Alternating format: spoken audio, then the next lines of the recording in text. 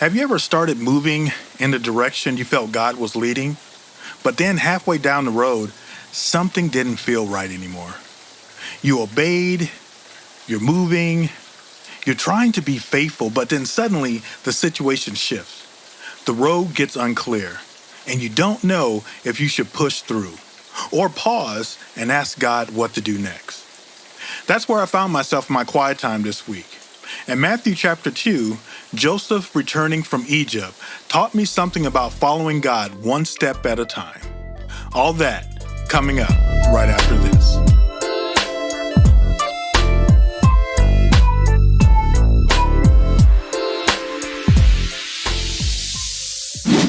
Welcome to Slow to Speak with Vooch podcast, where deep conversations thrive. I'm Vooch, and I'm glad to share another Lo-Fi Fridays edition with you.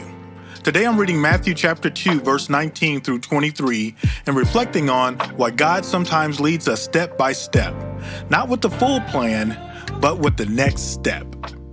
Starting in verse 19, after Herod died, an angel of the Lord appeared in a dream to Joseph in Egypt and said, "Get up, take the child and his mother and go to the land of Israel, for those who were trying to take the child's life are dead." So he got up, took the child and his mother, and went to the land of Israel. But when he heard that Archelaus was reigning in Judea in place of his father Herod, he was afraid to go there. Having been warned in a dream, he withdrew to the district of Galilee. And he went and lived in a town called Nazareth. So was fulfilled what was said through the prophets, that he would be called a Nazarene. What grabbed me this time was how simple this moment looks on the surface, but how much is happening underneath. The angel tells Joseph, "Go to the land of Israel."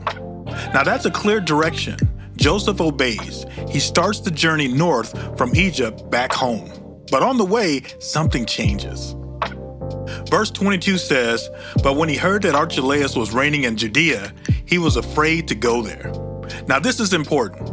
Joseph didn't learn this from the angel. He learned it from hearing the news. He heard the stories, he understood Archelaus' reputation, a ruler known for violence and instability. And Joseph responds with discernment. He's not doubting what God said. He's saying, "Okay, God, this looks dangerous. What do you want me to do?" That's not rebellion, that's wisdom. Matthew continues, having been warned in a dream, he withdrew to the district of Galilee. And here's the sequence. Joseph hears about Archelaus, which is a natural discernment. Joseph becomes afraid, which is wise caution. God sends another dream, divine confirmation, and then Joseph pivots, spirit-led obedience. Now the key is this, Joseph didn't pivot until God redirected him.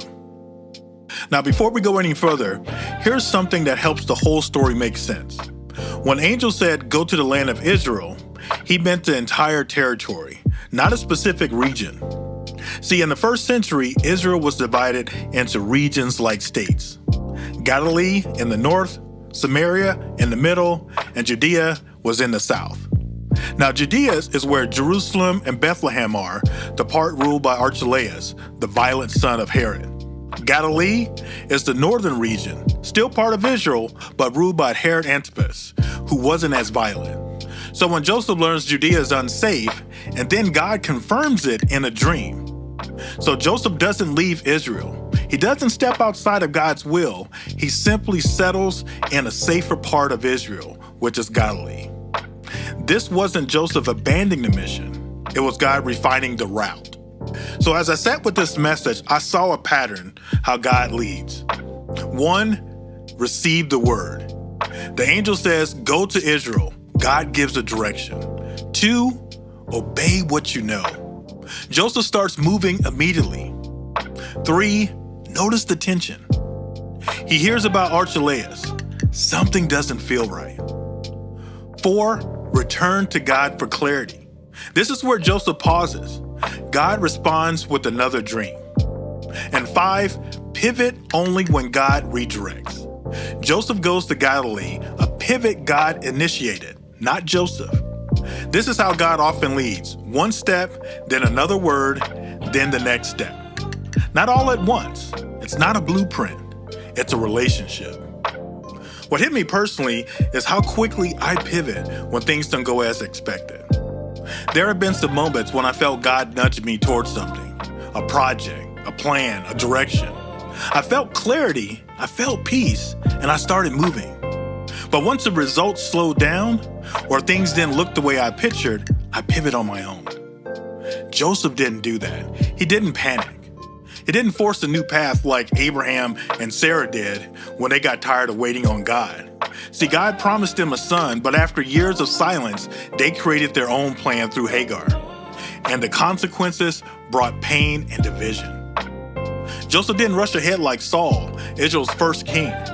See, Saul was told to wait for the prophet Samuel to offer a sacrifice. But when his army grew restless, Saul panicked, performed the sacrifice himself, and lost the kingdom because of it. And also, Joseph didn't seize control like David could have. David had already been anointed as the next king, but instead of killing Saul when he had the chance, he waited 15 years for God to open the door in the right way at the right time. See, Joseph simply paused, held on to the last word God gave him, and listened again. Now that's the part I'm learning now. Faith is not a one-time yes. It's a continual conversation. So if you're in a place right now where you felt God calling you to something, you took the first step, and now the road feels unclear. Hey, before you pivot, pause. Bring the tension back to God. Ask, Lord, is this a stop or a detour? Because the same God who spoke the first word will speak the next one if we stay close enough to listen. Well, that concludes our podcast for today. I want to thank you for listening to our Lo-Fi Fridays edition. And if you or someone you know is walking through grief right now, a family member, a friend, or someone going through a difficult season, we created a resource that can really help. We have a book called Suggested Etiquettes for the Grieving. It gives gentle, practical guidance for navigating loss. The link is in the show notes. Also, over at slowtospeakwithvooch.com, you'll find Season 1 and Season 2 of the podcast. Those seasons were designed to go hand in hand with the book, offering even more comfort and support for anyone who needs encouragement right now. And if you haven't already, make sure you subscribe to the podcast on Apple Podcasts, Spotify, or visit us on slowtospeakwithvooch.com to stay connected with everything we're building here.